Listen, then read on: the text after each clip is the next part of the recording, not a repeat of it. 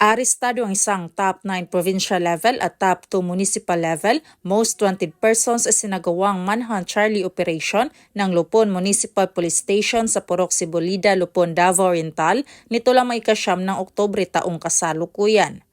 Kinilala ni Police Captain Jefferson D. Pelavelio, officer in charge ng Lupon Municipal Police Station, ang suspect na si alias Jan, 35 anyos, residente ng Purok 10, Barangay Maputi, Banay-Banay, Davao Oriental. Ayon kay Police Captain Pelavelio, nahuli ang suspect sa bisa ng warrant of arrest na inisyu ng Regional Trial Court, 11th Judicial Region Branch 32, Lupon, Davao Oriental na walang kaukulang piyansa at sa inihaing pinagsanib pwersa ng Lupon Municipal Police Station Tracker Team at 2nd Davao Oriental PMFC.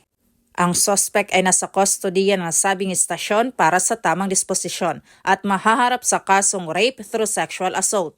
Samantala, ang Police Regional Office 11 sa pangunguna ni Police Brigadier General Leon Victor Rosete, Acting Regional Director sa kampanya nito kontra kriminalidad, alinsunod sa kampanya ng Bagong Pilipinas, na panatilihin ang kapayapaan at kaayusan tungo sa kaunlaran ng bansa.